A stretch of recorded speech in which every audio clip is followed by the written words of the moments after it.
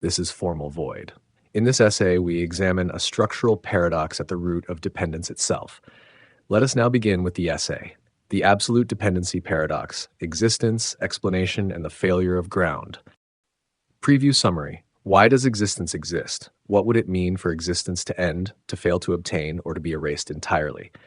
This essay does not attempt to answer these questions. Instead, it examines why they collapse when pursued without importing time, causation, external vantage points, or hidden metaphysical entities.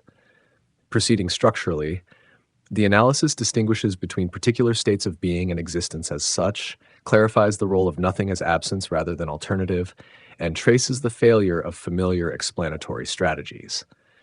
Erasure generates regress, dependence does not terminate, logic constrains without grounding, and appeals to an outside or an origin dissolve into category error. The result is not a metaphysical thesis, but a boundary. Existence is not shown to be necessary, privileged, or self-grounding, or sad. It is shown to be unopposed, not because it wins against an alternative, but because the conditions required for opposition fail to apply. The essay concludes by arguing that the problem of existence does not hide a solution. It exhausts the space in which a solution could coherently appear.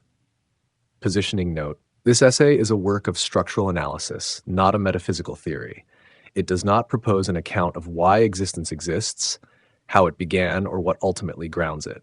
Nor does it advance a theological claim, a cosmological model, or a doctrine of necessity. The aim is not to deny the legitimacy of empirical explanation, physical theory, or metaphysical speculation within their proper domains. It is to examine what happens when the concepts used in those domains are extended to existence as such, and to identify the points at which their conditions of application fail. The conclusions reached here are not epistemic. They do not depend on limits of knowledge, imagination, or technology, and they are not presented as provisional gaps to be filled by future discovery. The limits identified are structural. They arise from the requirements that make explanation, contrast, dependence, and negation intelligible in the first place. References to logic, modality, erasure, or nothingness are not intended as ontological commitments. They function as diagnostic tools used to trace where familiar explanatory strategies collapse when detached from time, causation, or internal structure.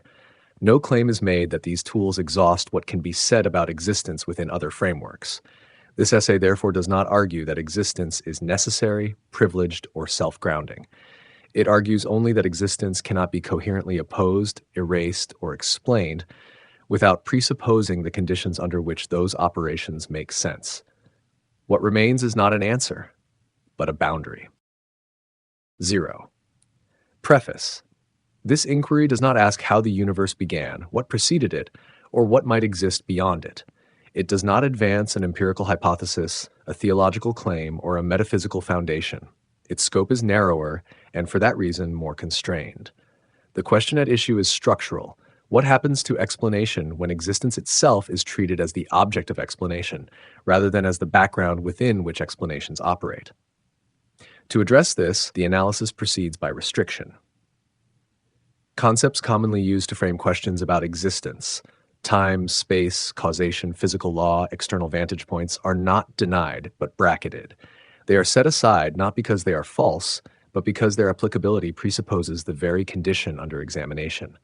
When imported uncritically, they smuggle answers into questions that cannot support them. The method is eliminative. Explanatory routes are followed only insofar as their conditions of use remain intact.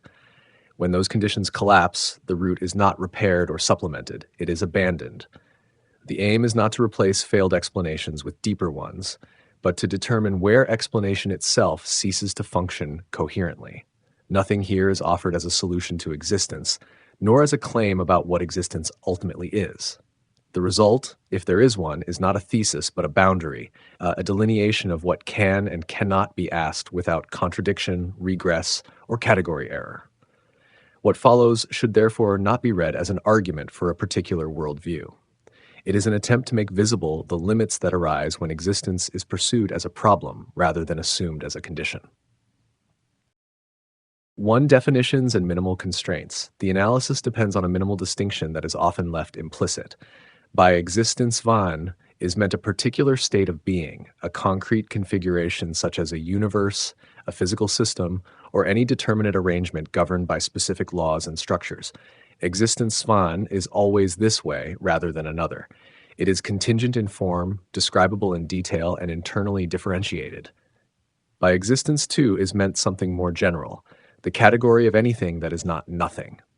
Existence too is not a thing, a domain, a container, or a totality composed of parts.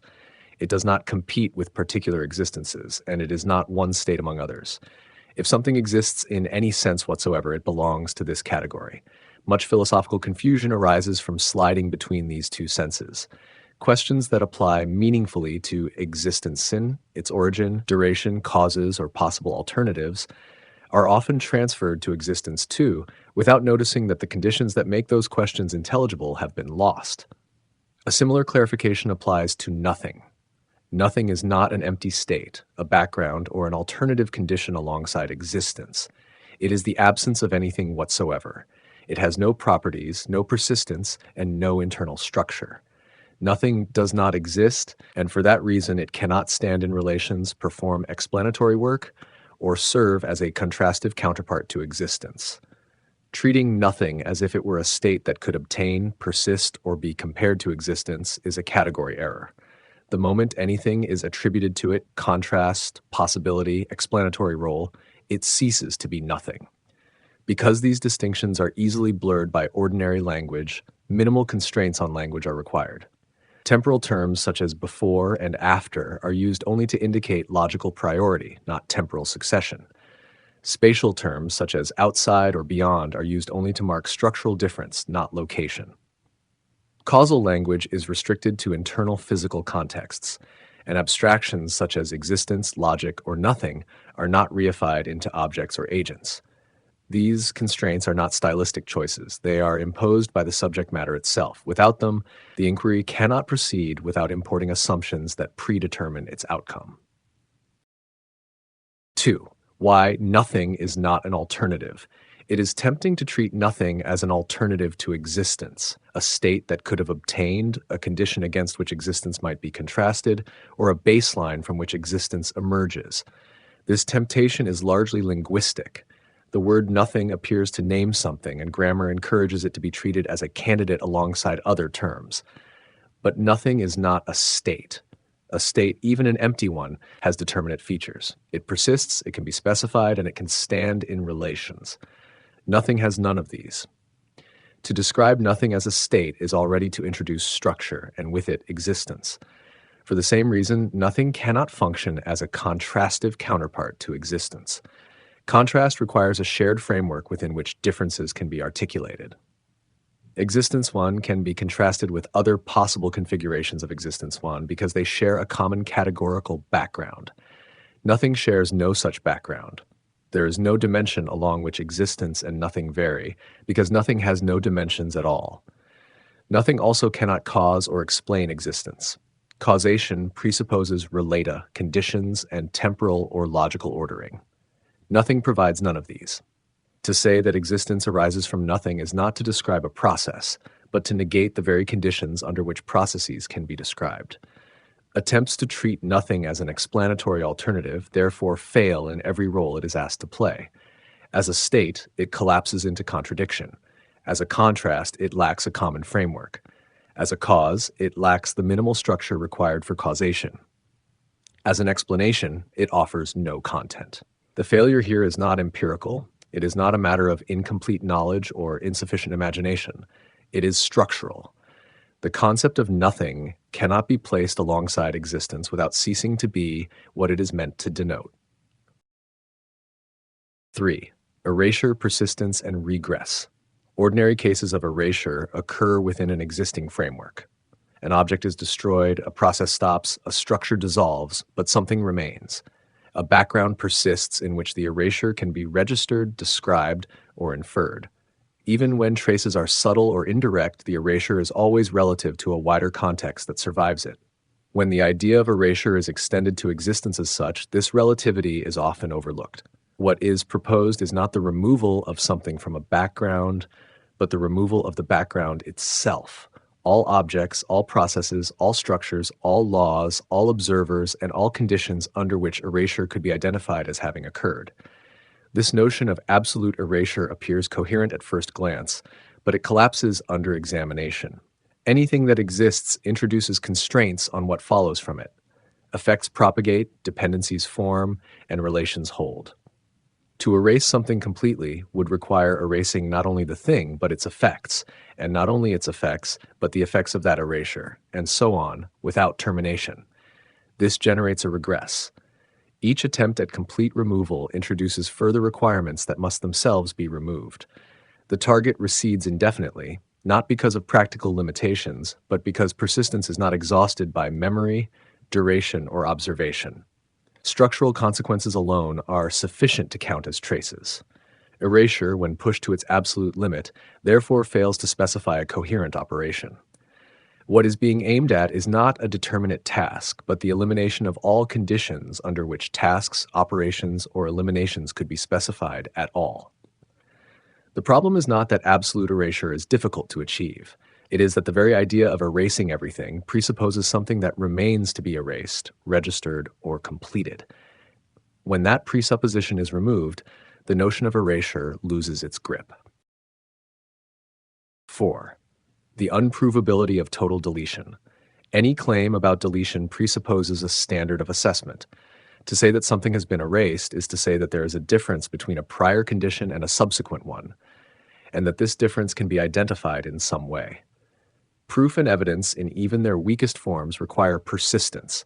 Something must remain that registers the change.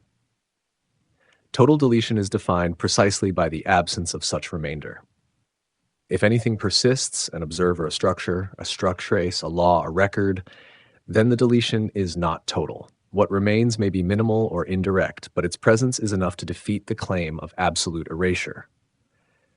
For this reason, total deletion cannot be proven from within existence. Any successful proof would itself constitute a remainder. The conditions required to establish that everything has been removed are incompatible with what total removal is supposed to mean. This is not a limitation of technology, observation, or epistemic access. It does not depend on future advances or hidden mechanisms. It follows directly from the role that evidence plays. Evidence is not an optional add-on to deletion claims. It is what makes them intelligible at all. Nor does this show that total deletion is impossible in some stronger metaphysical sense. What it shows is weaker and more precise. Total deletion cannot be distinguished from nothing. And nothing, by definition, does not exist and cannot be registered. Where there is no possible distinction, there is no possible demonstration. The result is not skepticism about erasure, but a boundary on what erasure claims can mean. Deletion can be partial, relative, or local. It can be extensive, irreversible, or practically complete. But the notion of total deletion exceeds the conditions under which deletion can be established, described, or confirmed. From inside existence, the idea of total deletion cannot be validated or invalidated. It dissolves into the absence of any standpoint from which it could be addressed. 5.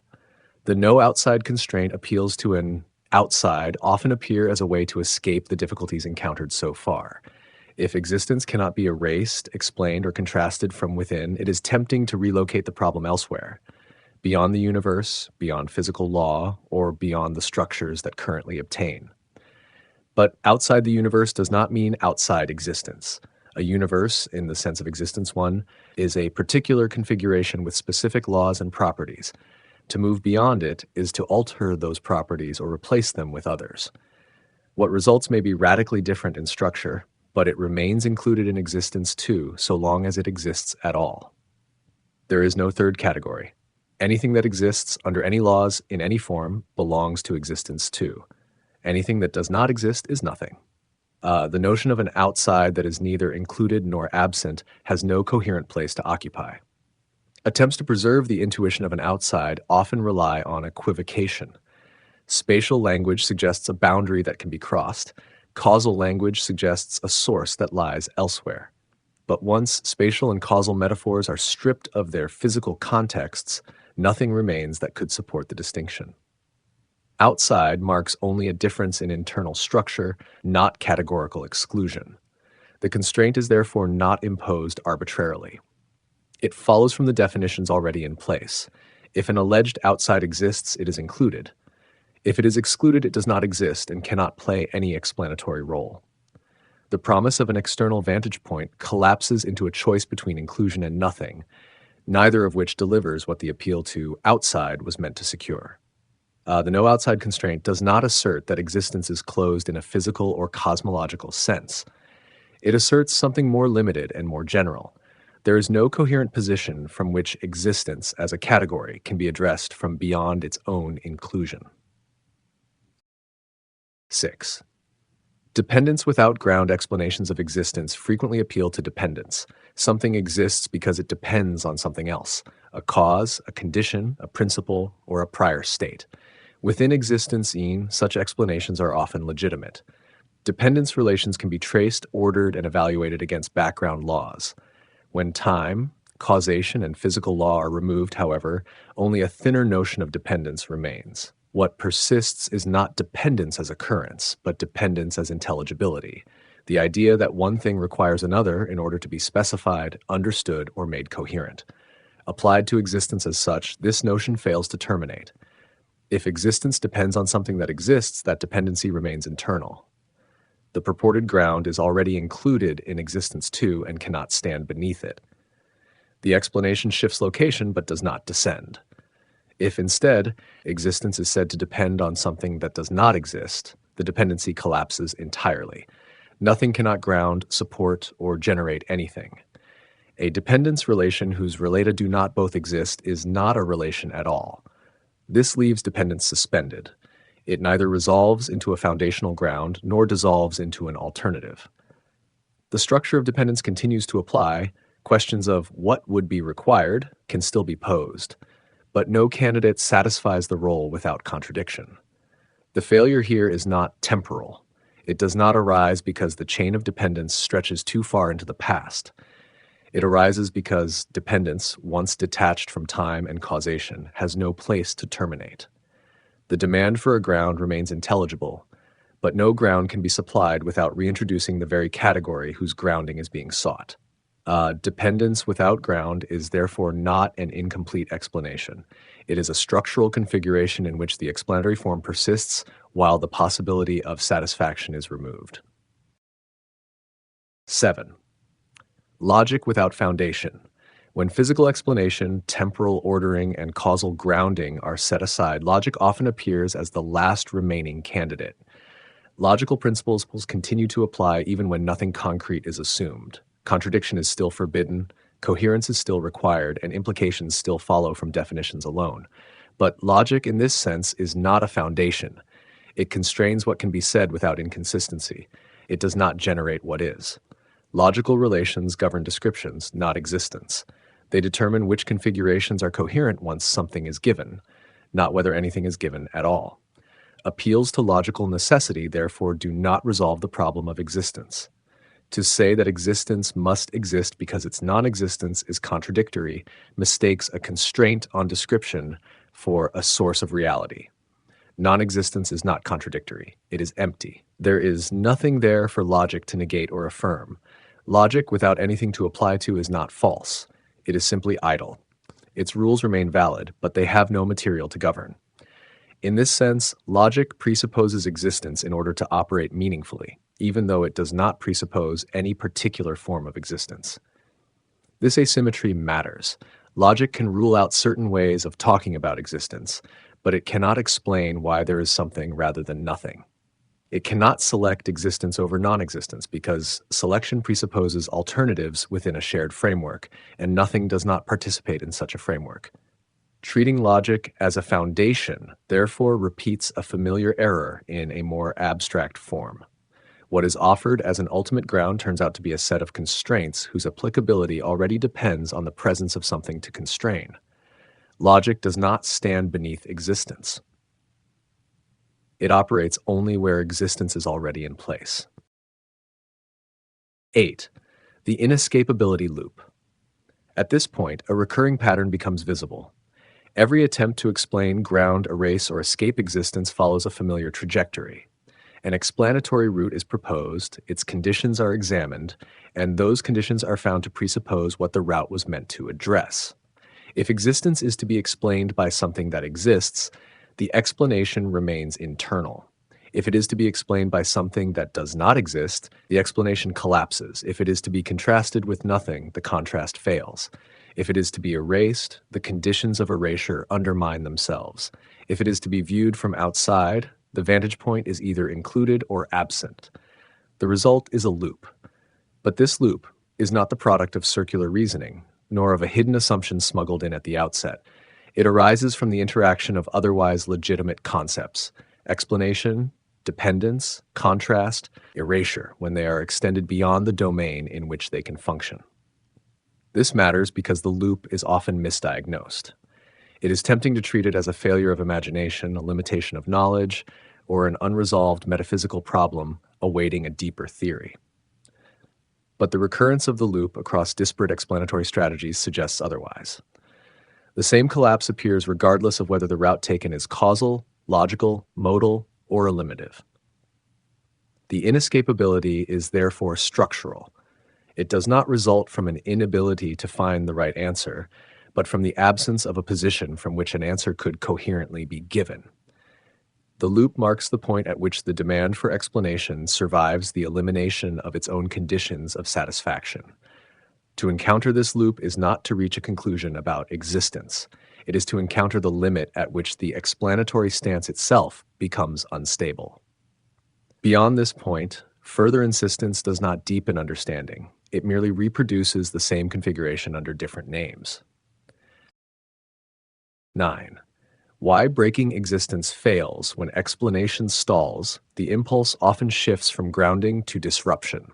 If existence cannot be explained, perhaps it can be broken, terminated, crossed, or exited. The language changes, but the underlying hope remains the same, that existence might be treated as something upon which an operation can be performed. Every interpretation of breaking fails once its conditions are examined. Destruction applies only to entities within existence. To destroy something is to alter or eliminate a structure while a wider framework persists. What is destroyed is replaced by absence relative to that framework, not by nothing in the absolute sense. Destruction presupposes existence rather than overcoming it. Termination fares no better. To terminate is to mark an end, and an end presupposes time, succession, and an after. When time is removed, the notion of termination loses application. There is no temporal position at which existence could stop, and no subsequent condition in which its absence could obtain. Boundary crossing similarly collapses. To cross a boundary requires something on both sides of it. But there is no other side of existence.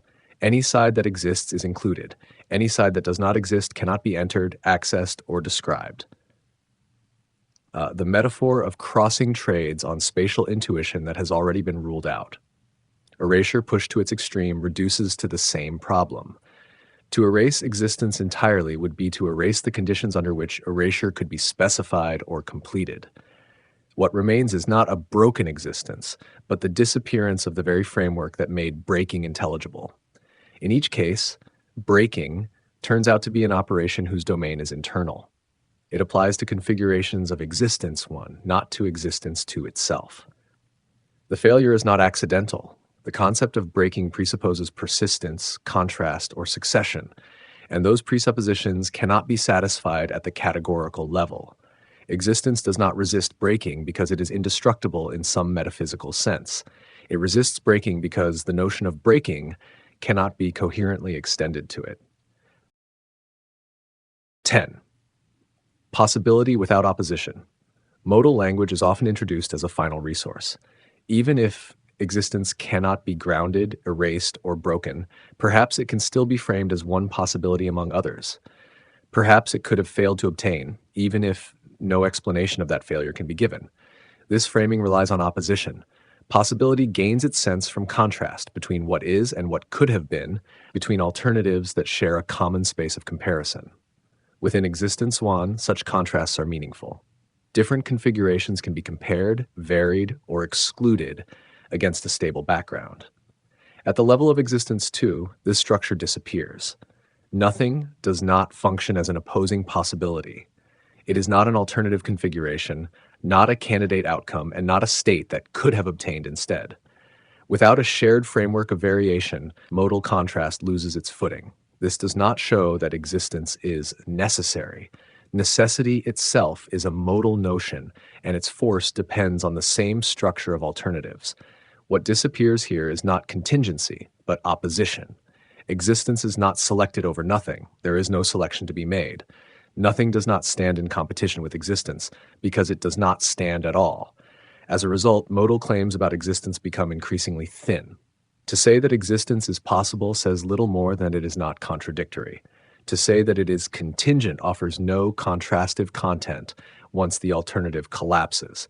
Possibility remains formally intact, but it no longer does explanatory work. Existence is therefore not established as necessary, inevitable, or privileged. It is left unopposed. The absence of opposition is not a metaphysical achievement, but a structural outcome of removing the conditions under which opposition could be articulated. 11. Structural summary, final compression. The inquiry has not produced an answer to existence, nor resolved it as a problem. What it has done is delimit the space in which answers might have been expected to appear. Existence N as a particular configuration admits of explanation, variation, and internal contrast. Existence, too, as the category of anything that is not nothing, does not. Nothing cannot serve as an alternative, a contrast, a cause, or an explanatory ground. Attempts to erase, break, terminate, or escape existence collapse because the concepts required to perform those operations presuppose the very condition they are applied to. Explanatory routes fail in consistent ways. Dependence does not terminate. Logic constrains coherence without grounding what it constrains. Modal contrast loses force without opposition. Appeals to an outside or an origin either remain internal or dissolve into nothing. In each case, the failure is not empirical or epistemic, but structural. What remains is not a doctrine, thesis, or metaphysical position. It is a boundary. Existence cannot be grounded, erased, escaped, or explained without presupposing itself, not because it is necessary, privileged, or self-justifying, but because the conceptual tools used to attempt these operations cannot function without it. The inquiry therefore ends without an exit and without a solution. Not because an answer is hidden or deferred, but because the space in which such an answer would have to appear has been exhausted.